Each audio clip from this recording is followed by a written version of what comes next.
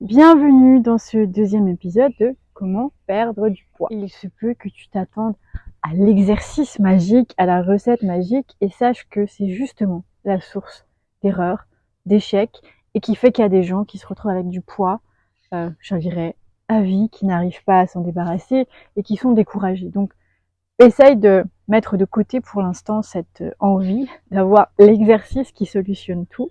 Il y a bel et bien une recette, qui est une recette individuelle, personnalisée, mais il y a un tronc commun derrière tout ça. Donc, si tu as écouté l'épisode 1, c'est que le poids, c'est le corps qui régule sans arrêt ou qui est en danger, qui est donc en mode survie et qui consomme beaucoup d'énergie, et que donc il doit faire des réserves. D'accord ? Maintenant, il est possible d'interpréter le poids par la lecture corporelle. C'est des choses qui pèsent.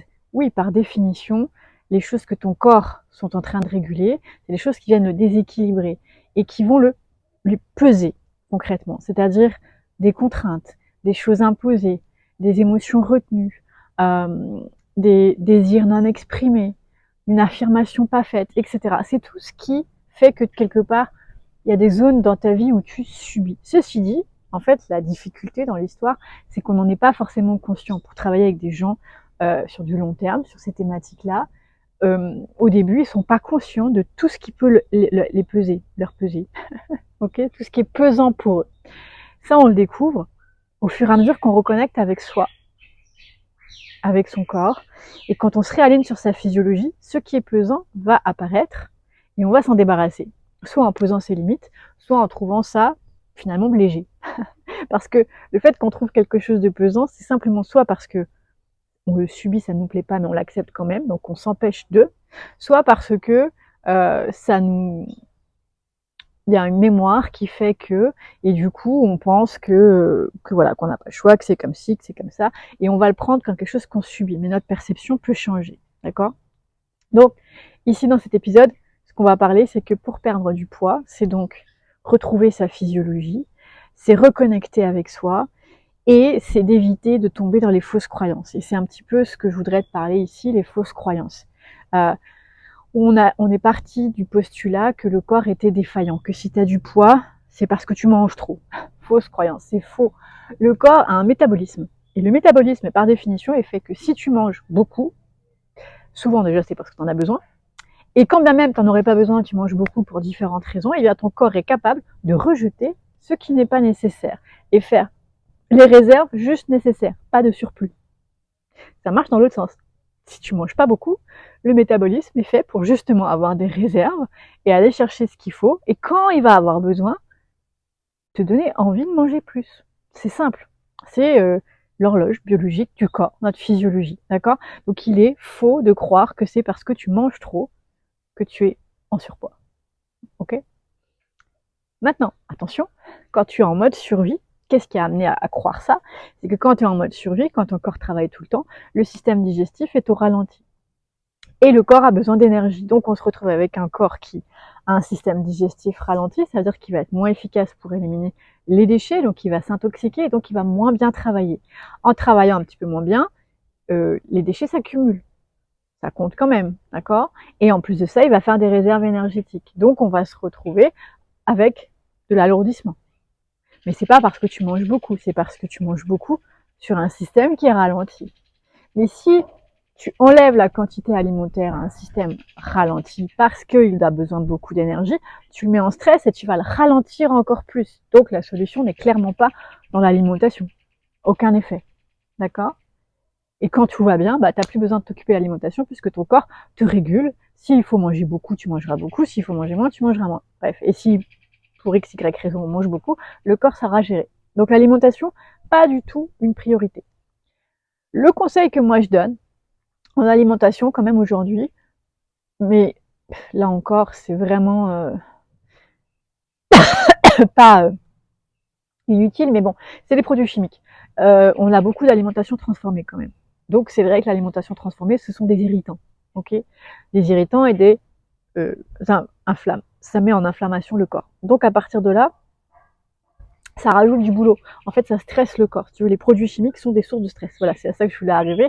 Perturbateurs endocriniens et tout le tralala sont dans les facteurs de stress. Okay, moi, j'ai créé un accompagnement pour perdre du poids avec de la compréhension, pour ceux qui veulent vraiment comprendre, être soutenus dans leur processus, on commence par examiner les différents facteurs de stress. Qu'est-ce qui amène ton corps en mode survie? Et les perturbants endocriniens, les produits chimiques en font partie.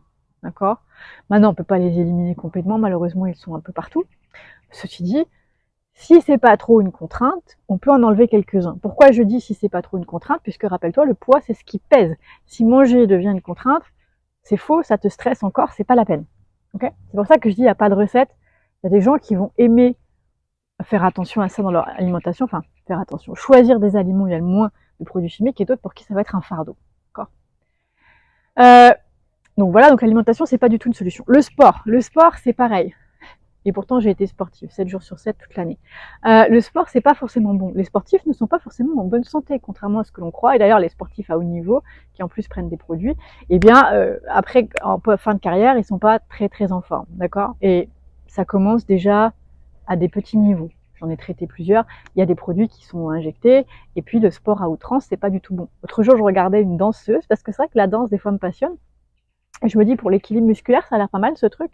Sauf que quand j'ai vu les pieds de la danseuse, à Lux Valgus, avec les orteils complètement à l'horizontale. Et là, je me suis dit, ah bah non, ok, il y a les pointes, mais c'est pas possible. On peut pas avoir le corps et les pieds là. C'est que ça marche pas, c'est qu'on est en train de tirer sur le corps. Donc c'est bien une preuve que quand tu fais muscu et tout, pas très bon pour ton corps parce que ça peut simplement renforcer ta problématique.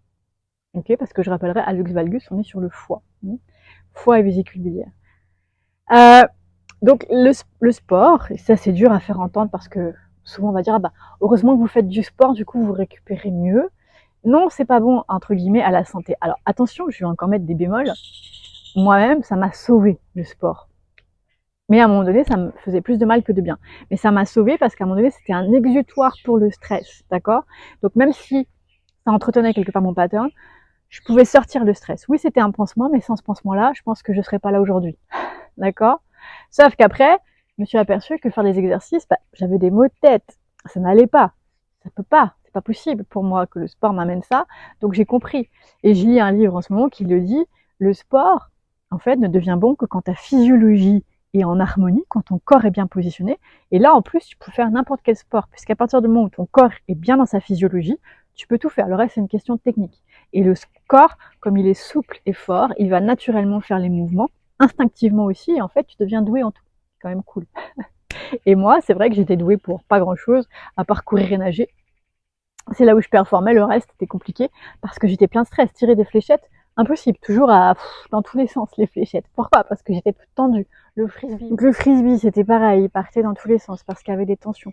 Le jour où ton corps est libre de tension, la physiologie est bonne, et tu es dans ton plein potentiel. Ça veut dire physique et émotionnel, et dans la tête. Hein, donc corps, cœur et esprit, ça veut dire que tu peux tout faire. C'est pour ça que je parle de faire de ton corps ton allié pour réveiller le guérisseur en toi et pour ainsi utiliser ton plein potentiel que nous avons tous à l'intérieur de nous, qui est simplement freiné par des tensions physiques. Donc pour terminer cet épisode-là, perdre du poids, c'est retrouver une physiologie harmonieuse, enlever des tensions. Et ça n'est pas du tout appliquer des principes sportifs ou alimentaires en première intention. Tu as bien compris que ça ne veut pas dire rester couché dans son canapé, entre guillemets, hein, ça veut dire retrouver sa physiologie, aller chercher des mouvements dans son corps. Et une fois que le corps se libère, il va se renforcer au quotidien. Alors c'est sûr que si tu es très sédentaire, eh bien peut-être que quelques mouvements, 1 minute, 2 minutes, 3 minutes, 5 minutes, vont l'aider, en plus de la reprogrammation, à utiliser ses muscles, tu vois, pour que tu puisses être tranquillement plus actif. Puisqu'à la base, un corps humain, il est actif, il n'est pas forcément fait pour passer des heures devant un ordinateur. D'accord? Ça, on verra ça dans le 3e épisode. Merci pour ton écoute. N'hésite pas à liker et partager. Et je te dis à bientôt.